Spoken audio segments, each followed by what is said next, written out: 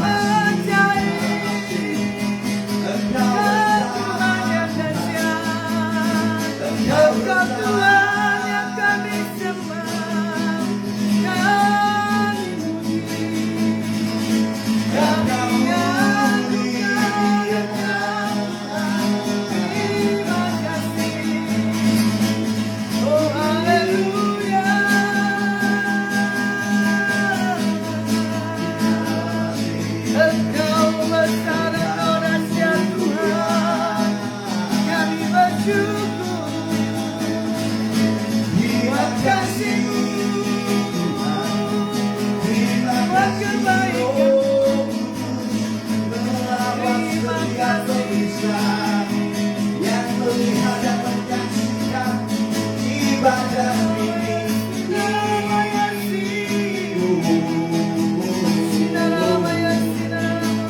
Roh Kudus, Roh Kudus beribadah, Roh Kudus beribadah, Roh Kudus beribadah, dalam awal kami dengan kasih. Oh haleluya, haleluya. Kami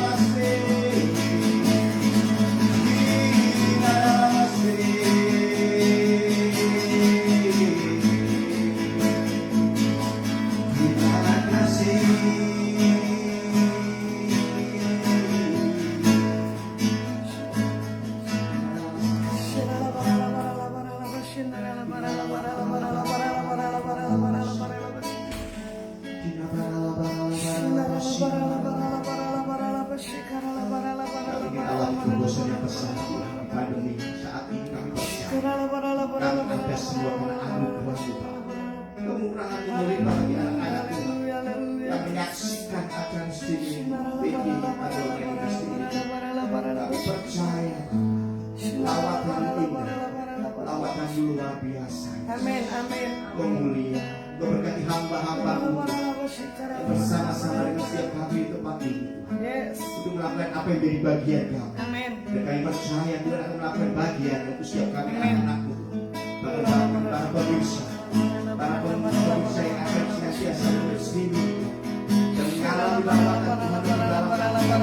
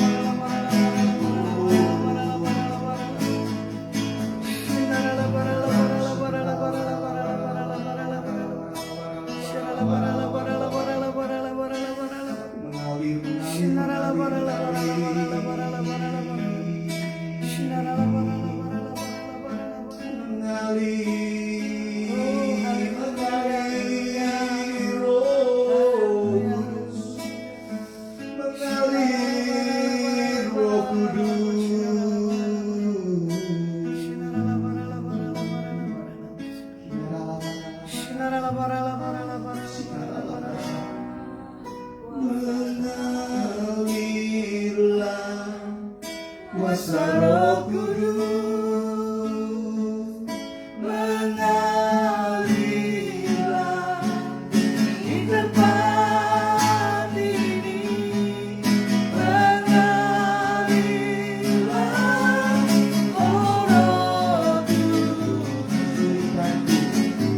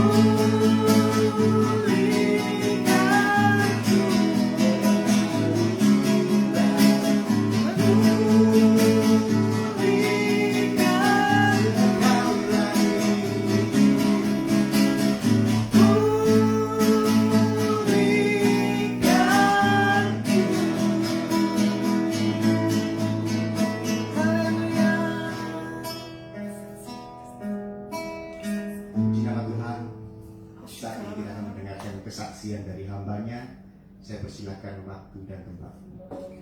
Selamat sore. Sore. Oke.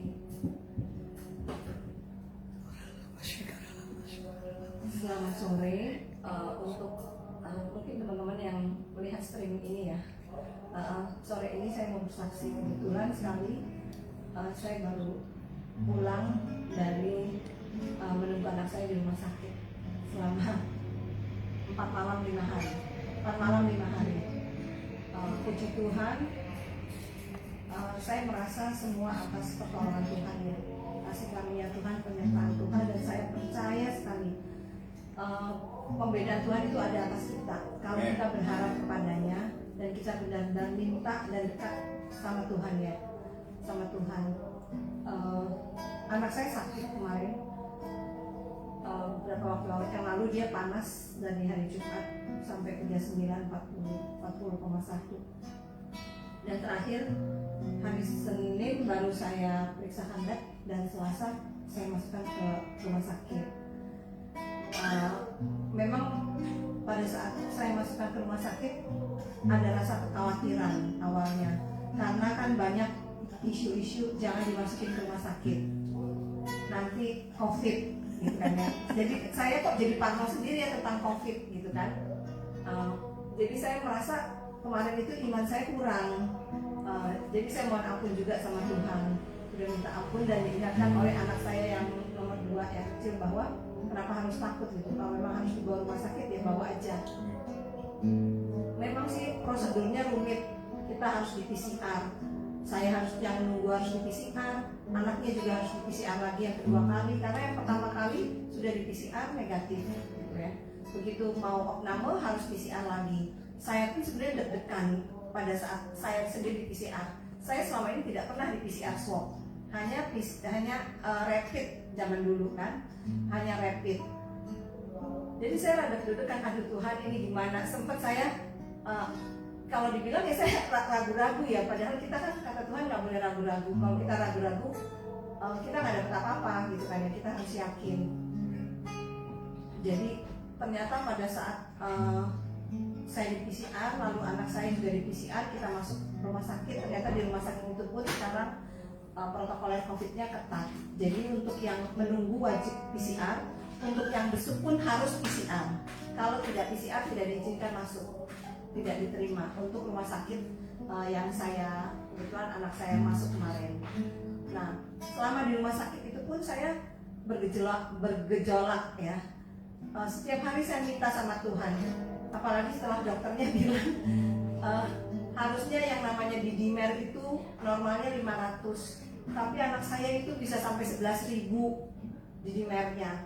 Kemudian trombosit anak saya yang pertama kali masuk rumah sakit itu 96.000, hari kedua langsung drop 45.000. Jadi saya juga sebenarnya meskipun di depan anak saya wajahnya biasa-biasa aja, tapi dalam hati saya agak gimana gitu.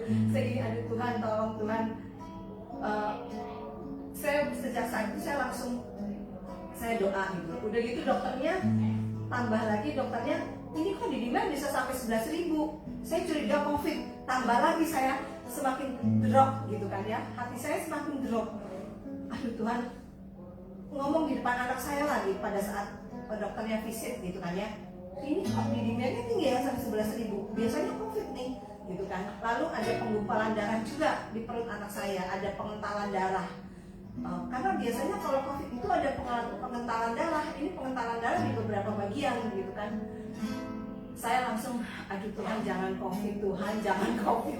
Saya udah deg-degan ya. Sementara PCR kedua saya tidak diketahui hasilnya. Sementara dokternya langsung minta PCR ketiga gitu kan. PCR kedua saya nggak tahu hasilnya, kok PCR ketiga gitu kan ya.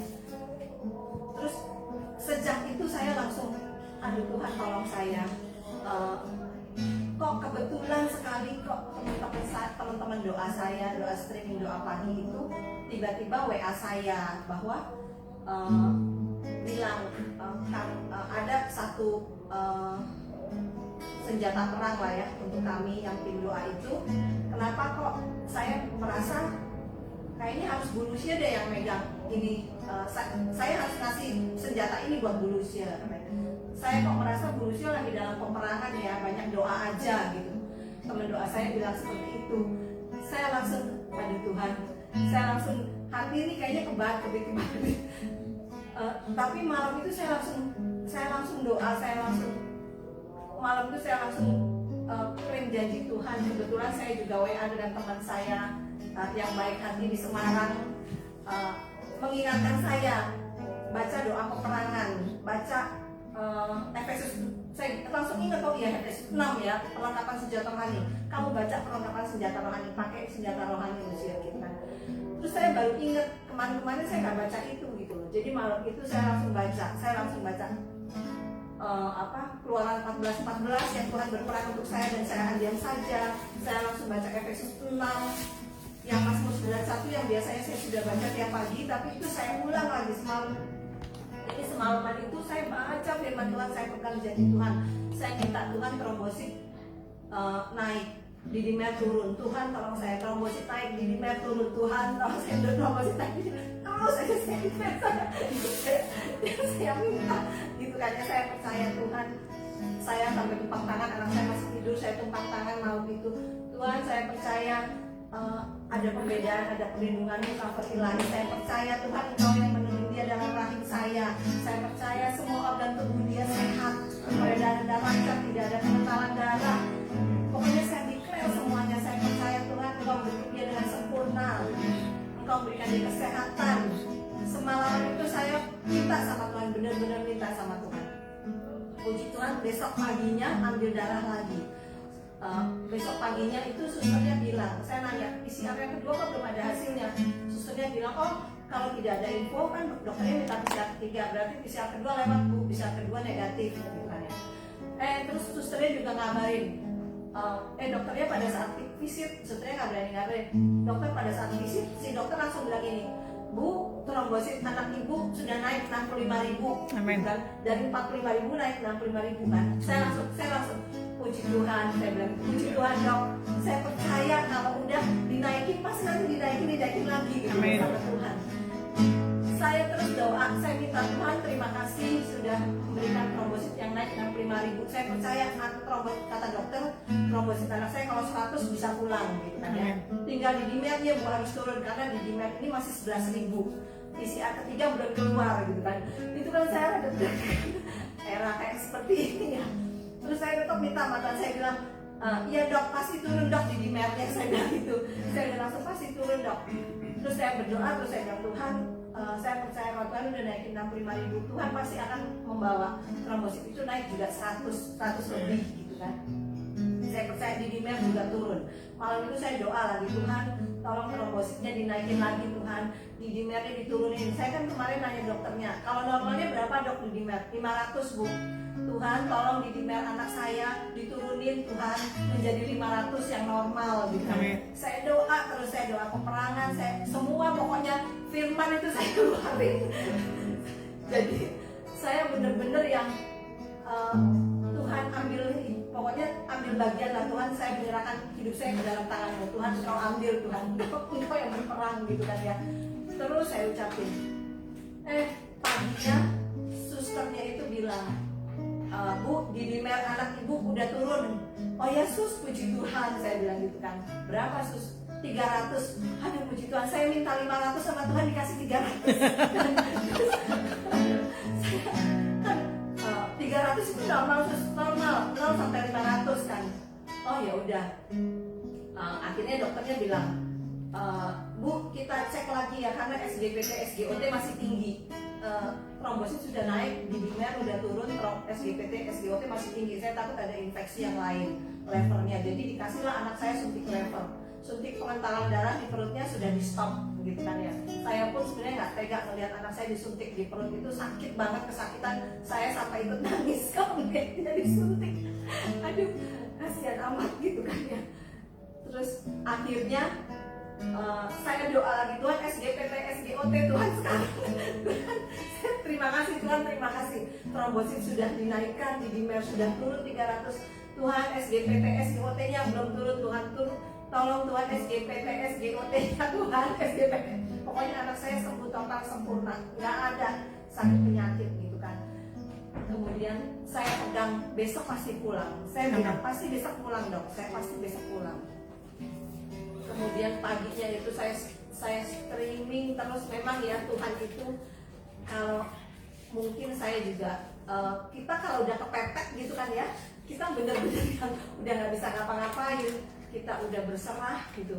Saya ikut semuanya, pokoknya saya kirim semua firman Tuhan.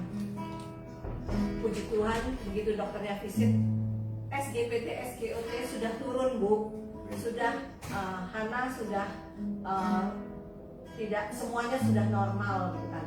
Kemarin saya tunggu SGPT, SGOT, ternyata sudah saya cek tidak ada hepatitis A, tidak ada hepatitis B, tidak ada hepatitis C, tidak ada COVID, dan ini murni demam berdarah, kata dokternya. Aduh saya udah lega, ya puji Tuhan ya dok, terima kasih kan ya. Saya udah lega kayaknya sepanjang saya di rumah sakit, kayaknya lesu juga gitu ya, meskipun di mulut ini tapi masih di pikiran, masih di hati gitu kan ya. Setelah itu saya lega. Setelah itu saya mengucap syukur sama Tuhan sebelum kita pulang. Saya berdoa sama anak saya terima kasih Tuhan untuk pertolonganmu, untuk untuk penyertaanmu yang sempurna untuk anak saya Hana. Saya percaya ini kasih karunia Tuhan. Kalau bukan kasih karunia Tuhan gak mungkin. Karena dokternya juga bingung dengan anak saya yang udah panas dari hari itu kok masih bisa bertahan. Dengan dimer yang 11.000 itu dia masih bisa tidak pusing atau tidak apa gitu loh. Saya nggak paham lah istilah kedokteran ya. Trombosit 45, bayangin drop sampai 45.000. Puji Tuhan bukan karena obat-obatan yang dikasih gitu kan ya, tapi itu semua karena perkenanan Tuhan. Saya juga berterima kasih sekali pada saat saya mengalami ini, banyak penolong banyak penolong yang menolong saya. Untuk terima kasih untuk Bu Lasma yang dikirim Tuhan untuk mendampingi saya dalam setiap situasi yang gak enak dalam hidup saya gitu kan ya. Bu Lasma selalu hadir gitu, selalu ada beliau. Terima kasih juga untuk teman-teman saya yang mengirim angka, yang mengirim obat Cina apa itu namanya? Fufang. Ejiao Ciang, Fufang. Mengirim obat Cina Fufang Ejiao Ciang gitu kan ya. Itu semua kalau bukan Tuhan yang menggerakkan nggak mungkin. Saya di rumah sakit sendirian, saya meminta tolong siapa gitu kan ya. Tidak ada yang bisa saya minta tolong untuk beli ke sana beli ke sini, nggak ada. Tapi Tuhan menggerakkan hati teman-teman saya semua ngasih gitu kan, ngasih ini Lucia kasih ini Lucia kasih ini gitu kan ya. Aduh saya puji Tuhan, balas saya Tuhan terima kasih kau baik, selalu baik gitu kan. Mungkin saya yang kadang kurang baik gitu loh sama Tuhan. Tuhan ampuni, saya merasa penyertaan Tuhan itu sempurna banget. Dan selalu ada, meskipun kayaknya nggak kelihatan, meskipun kayaknya kita tidak terasa, tapi saya tahu Tuhan ada sama-sama saya dalam setiap situasi yang kita hadapi. Mungkin itu aja kesaksian saya, mungkin pesan saya jangan pernah ragu-ragu. Tapi saya paham kalau dalam situasi itu meskipun mulut gini, tapi hati kayaknya, tapi memang kita benar-benar harus berserah, harus belajar untuk berserah. Saya serahkan kepada Bu Lasma. Terima kasih Bu Lasma, penolong saya. Engkau ada bersamaku di setiap musim hidupku. Tak pernah ku ragukan kasih-Mu.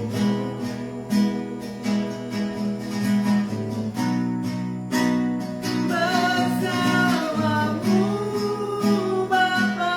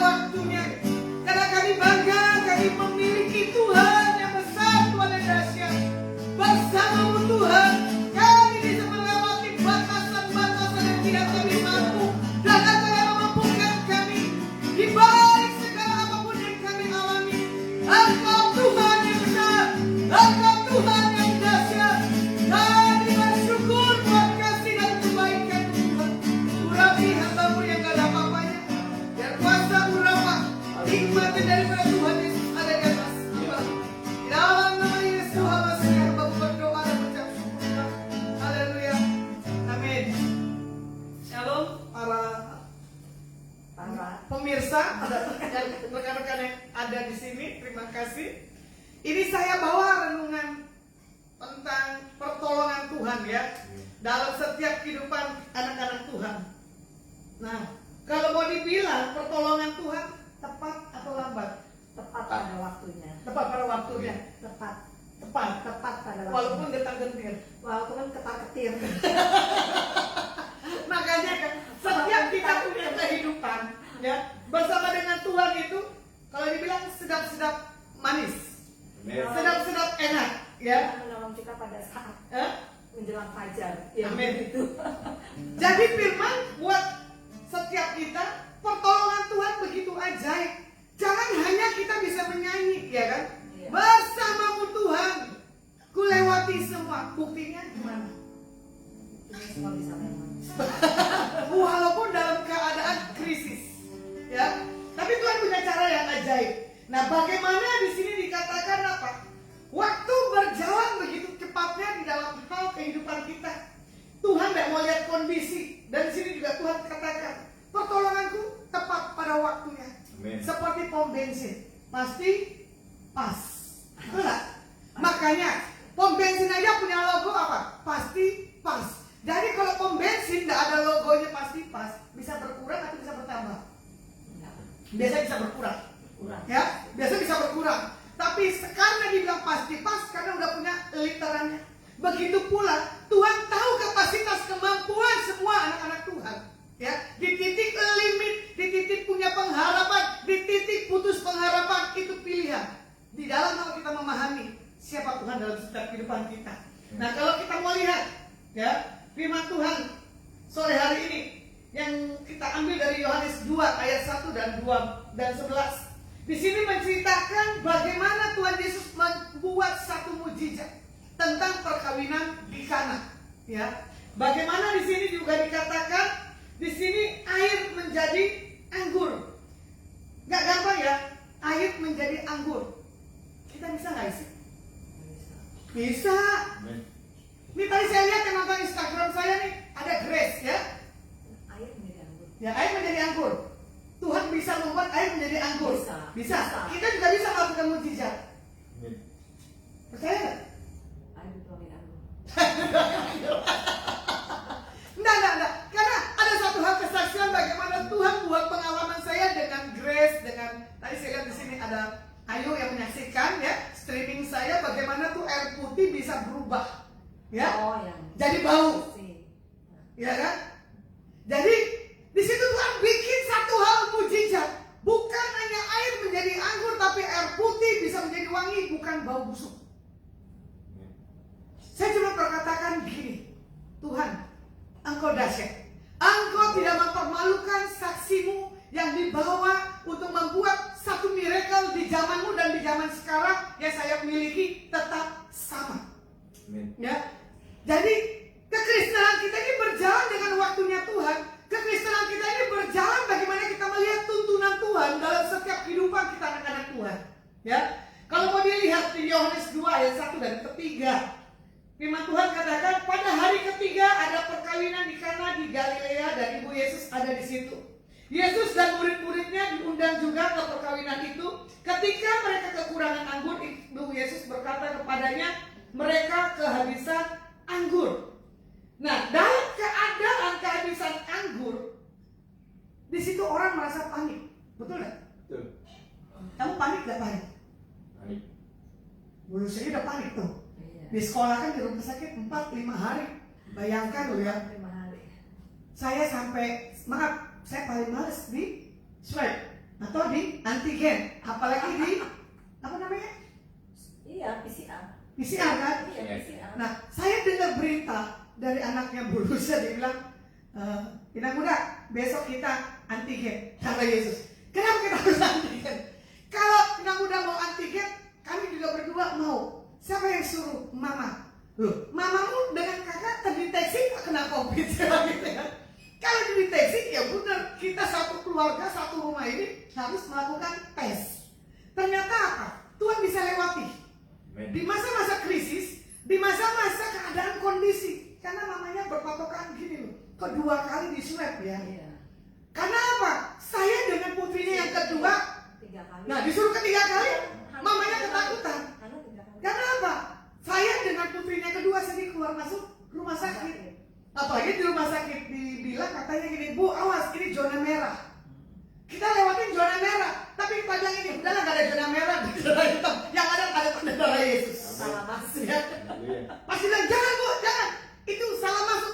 Udahlah mau masuk dari manapun yang penting Pak saya punya tanda darah Yesus. Bayangin, saya bisa nyelonok gak ada lambang di sininya. Ternyata orang di rumah sakit itu mesti ada lambang kalau mau masuk. Saya dengan PD-nya nengok kiri kanan, ini ruangannya di mana ya? Saya disuruh masuk, saya tidak ngerti ruangannya. Tapi sampai hari ini, ibu dengan putrinya tidak dikatakan punya gejala. Itu pertolongan Tuhan. Jadi seperti ibu yang di sini dikatakan apa? Mau apakah ibu? Nah, ya kan? Sama seperti Tuhan bilang, Lucia mau apa? Ya kan? Doa pagi rajin tiap pagi mendikau nasi. Wah, saya salut, makanya saya bilang begini, Lucia, siapa yang hamba Tuhan sampai jemaat? Ini loh yang saya mau praktekkan. Gaya hidup dalam takut akan Tuhan, dia punya integritas. Jadi kalau benar kita anak Tuhan Yesus, kita punya keberanian, kita punya keyakinan, dan kita punya kepercayaan. Kalau sudah punya integritasnya dari Tuhan, kita bangun manusia roh dalam diri kita. Ya, kita teriak, kita ngaum, apapun yang kita lakukan, pasti ada penyertaan Tuhan. Jadi kalau mau dilihat, saya ulang kembali, bagaimana integritas, bagaimana membangun manusia roh, baru di sini kita mengalami satu hal kemenangan.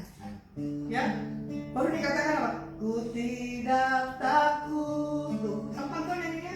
Sebab Yesus beserta. nah, ya kan? Sebab Yesus besertaku. Kalau sudah ada Yesus beserta kita, ngapain kita harus takut? Nah, kemarin juga ada hamba Tuhan lucu menggelitik. Saya punya hidup Jensen ya. Jensen. Itu hamba Tuhannya lucu. Yaitu antik dan unik. 11-12 pribadi Tuhan dengan pakai saya dengan ibu Jensen ya. Jensen. Terus saya lucu. Terus dia bilang begini, ibu suaranya berbeda. Ibu wajahnya berbeda, bukan orang sini. Saya bilang iya, bukan, saya orang kota Jakarta. Terus lucunya lagi apa? Dia lihat cara saya berbicaranya. Dia bilang begini, ibu ini ya lantang ya, cocok jadi pengkhotbah. Saya ketawa menggelitik dalam hati saya. Iya, karena kamu tidak kenal saya, gitu. Yang kenal pribadi saya adalah Noni dan Pak Adi dan yang lain-lainnya. Kebetulan juga di situ saya pernah ketemu juga dengan orang dari Jakarta, ya toh. Dokter apa siapa ya hari itu saya dicek ya.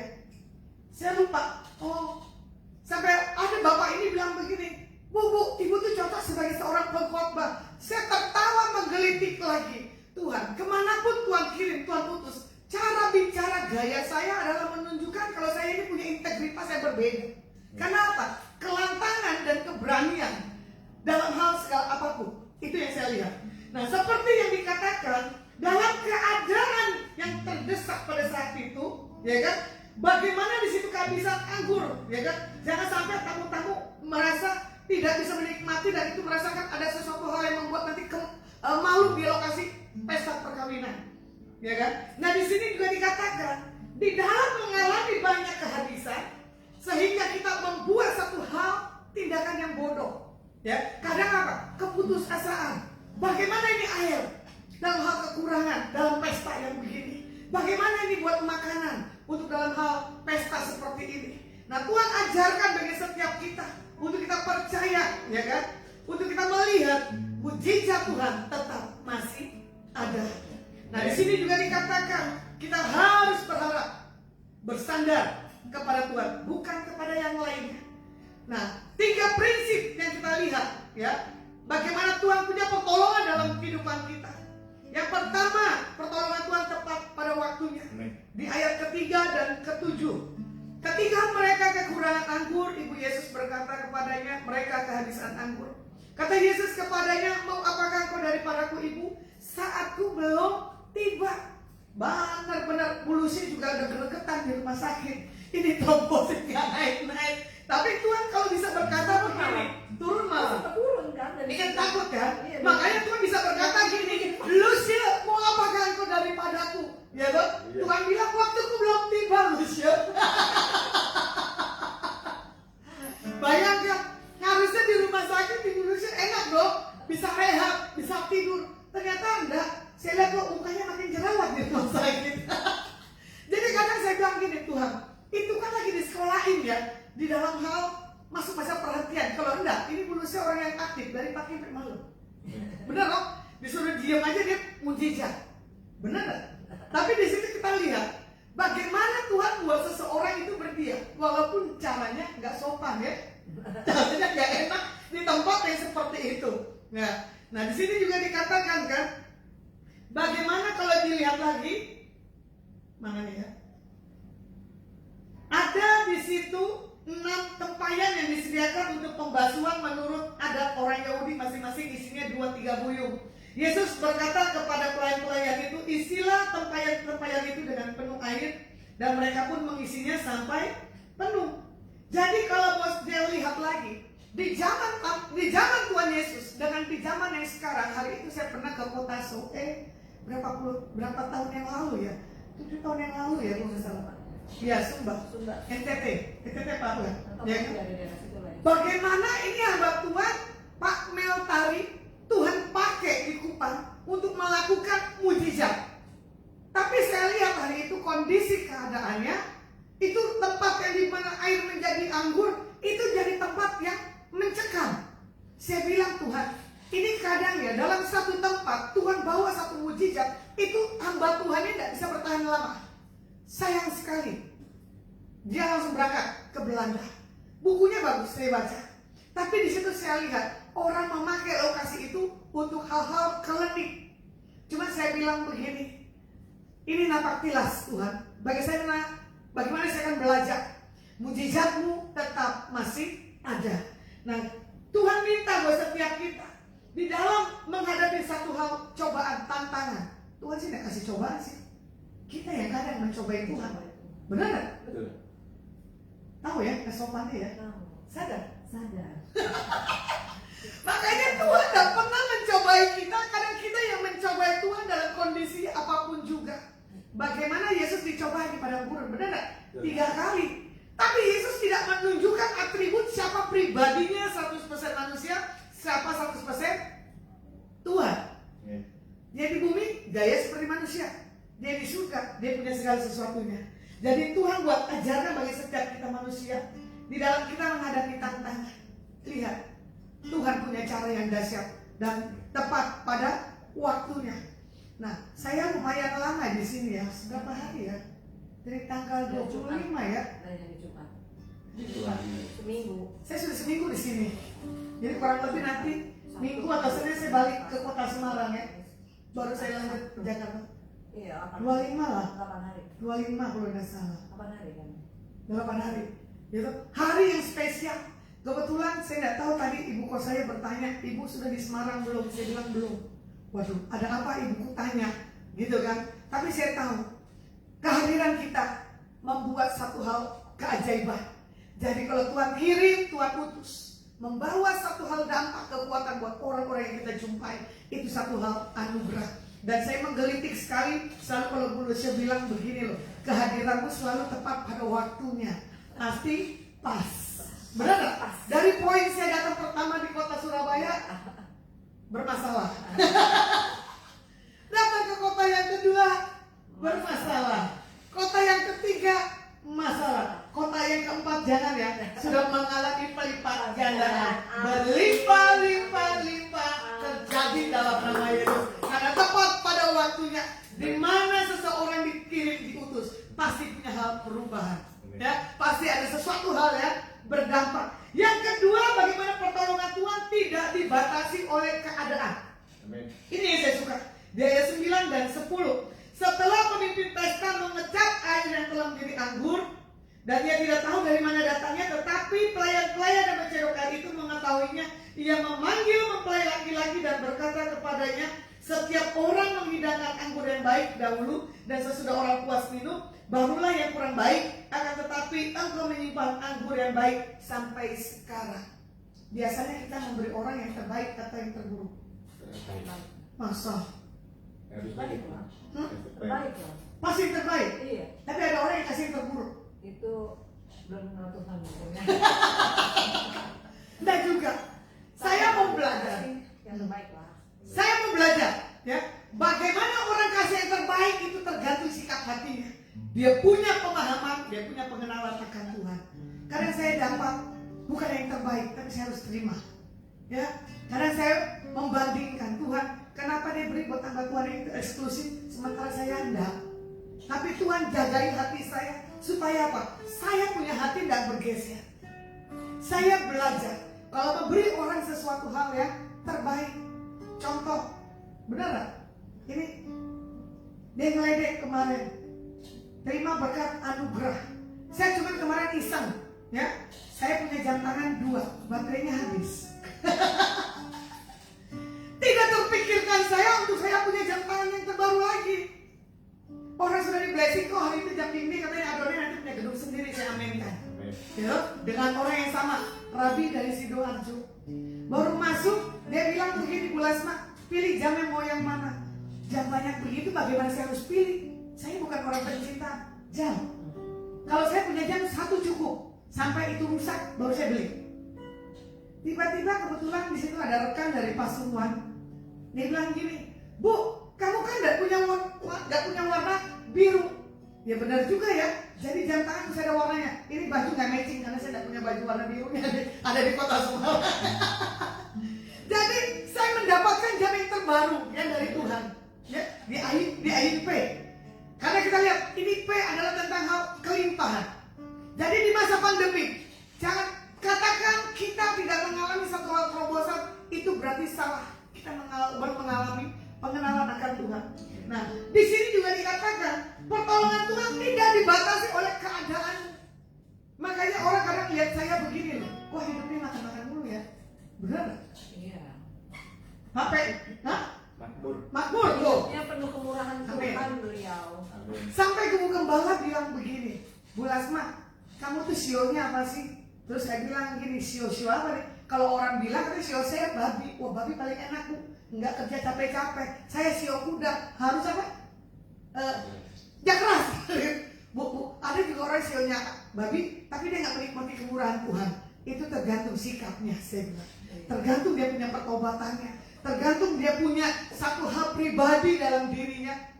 Dia memberi orang itu yang terbaik atau yang tidak. Karena firman Tuhan katakan apa? Apa yang kau tabur itu pasti engkau akan tuai. Nah, ini ada yang menyaksikan streaming saya, mama saya, kakak saya, adik saya. Ya, dia kadang kalau di rumah lihat saya pegal hati. Karena apa? Apa yang saya punya selalu saya kasih. Dia bilang gini, kamu punya apa Las? Nanti saya pasti punya yang terbaik. Jadi saya tidak pernah takut untuk segala apapun. Jadi di dalam pertolongan Tuhan, tepat pada waktunya, dari ujung rambut, ujung kaki, ada penyertaan Tuhan dan malaikatnya. Nah, kalau mau dibilang lagi di sini juga dikatakan, pada saat Tuhan turun tangan, pasti kita akan mengangkat tangan. Di saat kita mengangkat tangan, pasti Tuhan turun tangan. Makanya Tuhan minta buat setiap kita harus turun tangan, biar Tuhan yang pegang tangan kita, ya kan? Apabila ia jatuh, tak sampai tergeletak, sebab Tuhan menopang tangannya. Tangannya,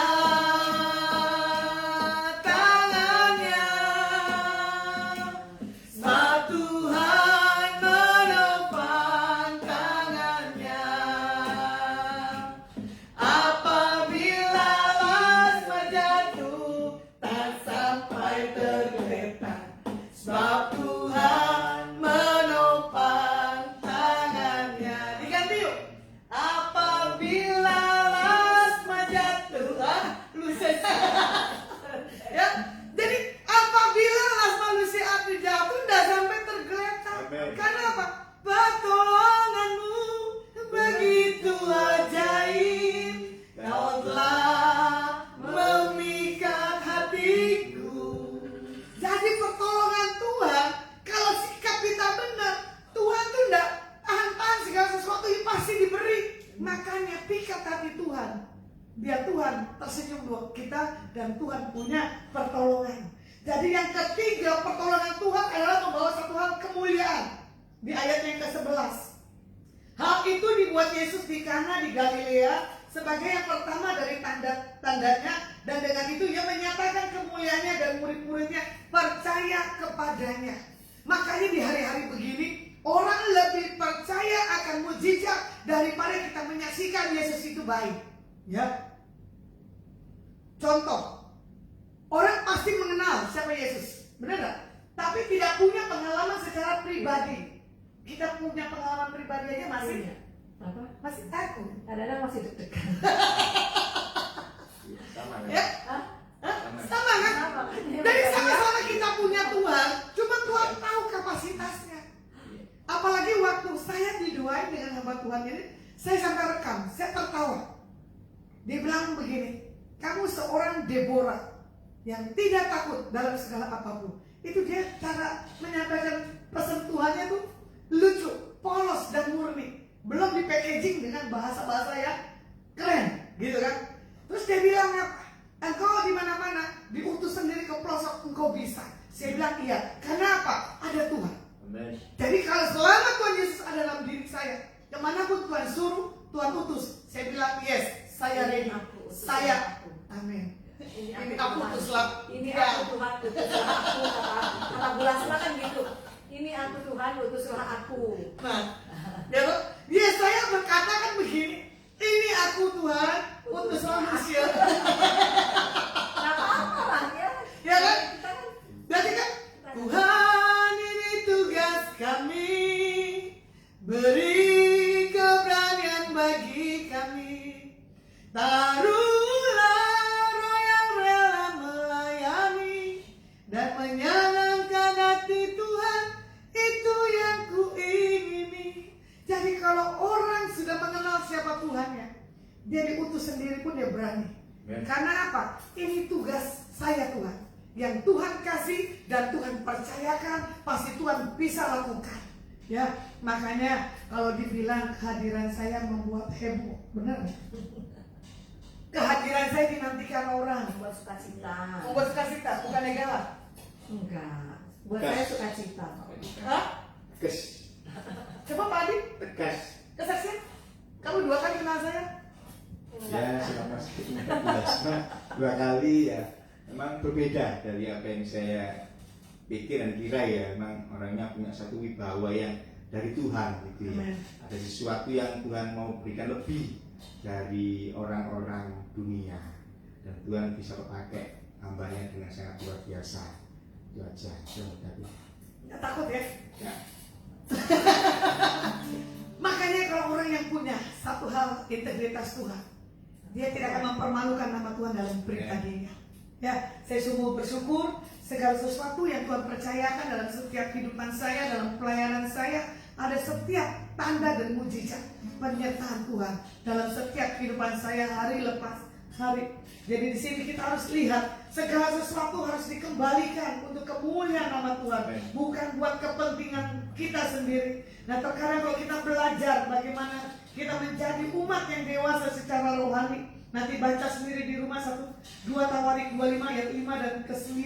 Di sini juga dikatakan bagaimana Raja Amazia diingatkan bahwa berbicara tentang kemenangan dan pertolongan Tuhan itu bukan hanya untuk sementara, tetapi untuk kedaulatan Tuhan selama-lamanya. Nah, Tuhan punya kuasa untuk menolong dan bahkan manusia punya berencana, tapi Tuhan yang menentukan segala sesuatunya. Apa yang kau rancang bukan yang Tuhan mau, tapi kalau Tuhan sudah rancang, itu yang Tuhan mau. Secara pribadi, saya sendiri tidak mau jadi saksi Tuhan. Mendingan saya masuk ke dunia marketplace. Tapi berkali-kali Tuhan panggil saya untuk saya menjadi saksinya Tuhan. Makanya saya dimampukan, saya disanggupkan sampai destiny Tuhan terjadi dalam setiap kehidupan dan pelayanan yang Tuhan percayakan dalam setiap kehidupan saya pribadi. Nah, kalau dilihat lagi bagaimana di sini juga tentang ketaatan dapat dilakukan karena kita punya iman kepada Tuhan, seperti yang dilakukan Abraham, ya kan, waktu mempersembahkan Ishak anaknya. Bayangkan yang dinantikan sekian tahun mempunyai keturunan, tapi Tuhan ambil. Tapi Tuhan lihat bagaimana sikap Abraham, ya kan? Di dalam Tuhan punya pertolongan, dikirim dombanya. Benar enggak? Sampai putranya yang Tuhan kasih tidak Tuhan ambil. Jadi sore hari ini, apa yang kamu genggam, apa yang kamu takutkan, itu keputusan buat setiap pribadi kita. Saya tidak pernah takut, saya tidak pernah genggam apapun juga. Karena kalau saya pegang, kalau saya takutkan, pasti itu terjadi. Seperti Ayub katakan, apa yang kutakutkan, itulah yang terjadi. Jadi kalau orang mengatakan saya, coba bisa nggak kamu mengasihi orang ini? Saya bilang bisa. Kalau saya tidak bisa mengasihi itu orang, berarti saya tidak dipakai Tuhan. Cuma saya suka, nah kalau adik saya dari Manado dia menyaksikan begini loh. Memang susah ya hati hamba. Selalu dia punya penekanannya kalau segala sesuatu ada permasalahan, dibilang begini, susah. Lasma ini punya hati hamba. Ya, hati hamba itu nggak gampang. Siap jadi kesetan, kadang diinjak, kadang dicemooh, kadang disalah paham, kadang tidak mengerti. Makanya kita tidak bisa minta pengertian manusia, dan kita minta pengertian daripada Tuhan. Amen. Karena kita tahu pertolongan, pembelaan Tuhan, ya dan amin. Tidak mungkin kita dipermalukan. Bahkan kalau kita bisa lihat bagaimana Tuhan mempermalukan kuasa-kuasa kegelapan dalam setiap orang-orang yang punya satu integritas daripada Tuhan. Karena saya tahu di sini waktunya Tuhan akan memberi satu hal pertobatan buat orang-orang yang membutuhkan satu jawaban dalam setiap kehidupan kita anak-anak Tuhan.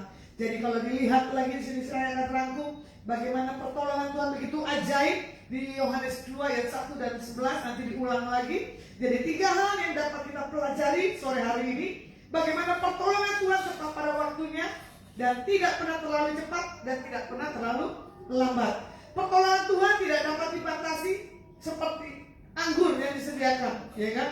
Waktu itu dalam kekurangan, tapi Tuhan punya banyak mujizat. Bagaimana Tuhan membuat pertolongan selalu memuliakan namanya, ya kan? Bagaimana ibu itu juga dikatakan, mau apakah engkau ibu, ya kan? Terkadang kita mendesak Tuhan, bukannya Tuhan tidak mau jawab, tapi Tuhan mau lihat sikap hati kita sampai kita didapati tetap setia, tidak gugur, tidak berpaling dalam keadaan situasi apapun juga.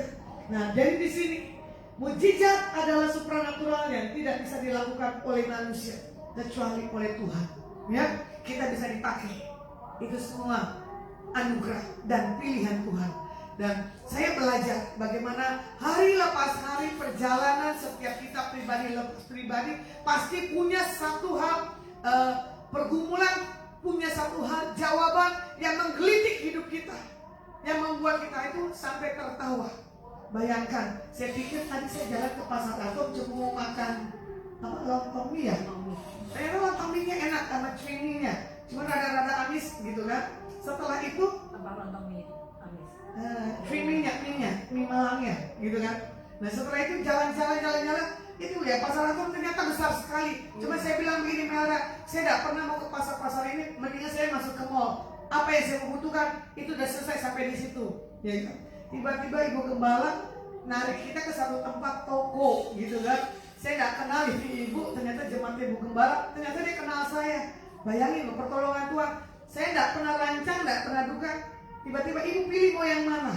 Saya bingung, Tuhan ini bukan baju yang saya suka.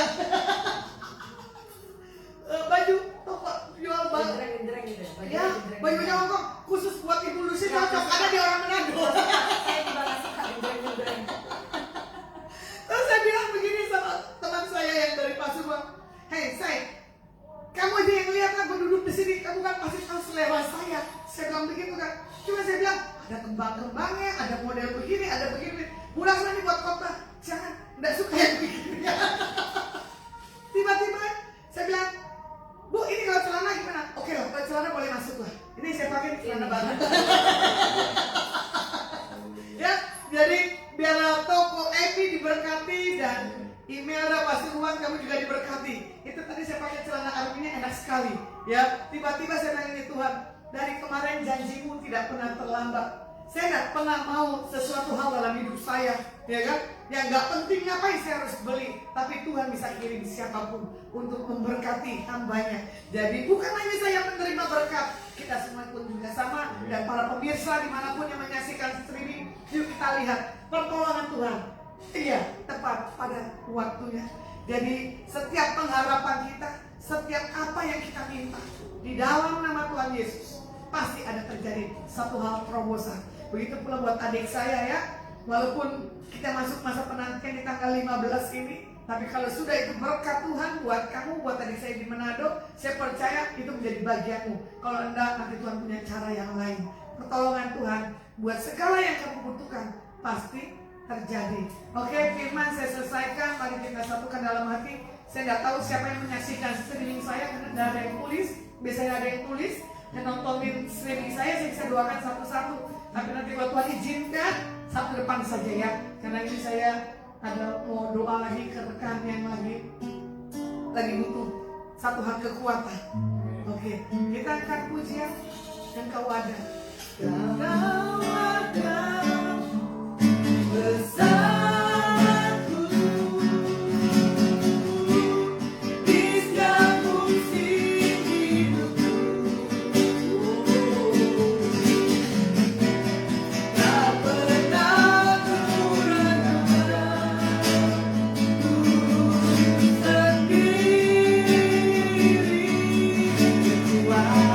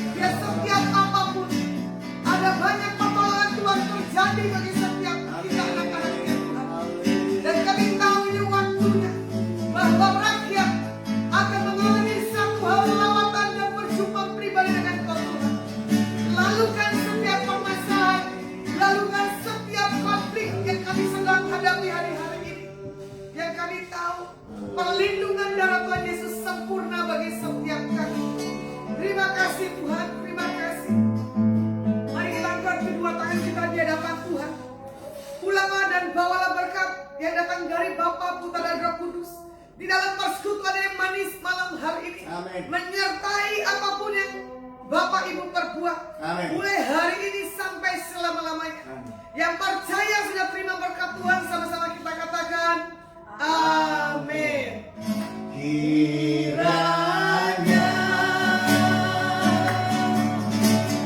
memberkati aku berlimpah-limpah dan memperluas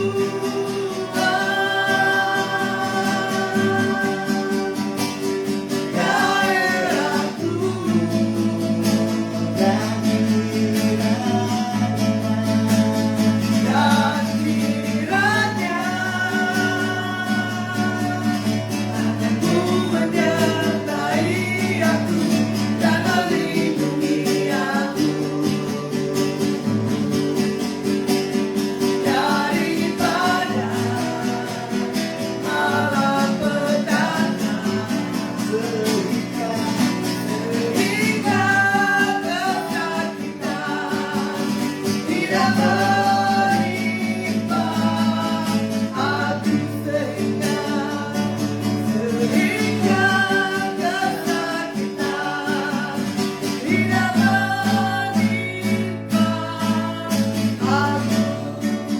Amin. Adonai, misi streaming diselesaikan. Biar segala hal yang terbaik dalam setiap kehidupan kita. Biar kita terima hidup dalam berlimpah-limpah-limpah dalam nama Yesus Al-Masih. Engkau terima dan alami. Yang percaya sama-sama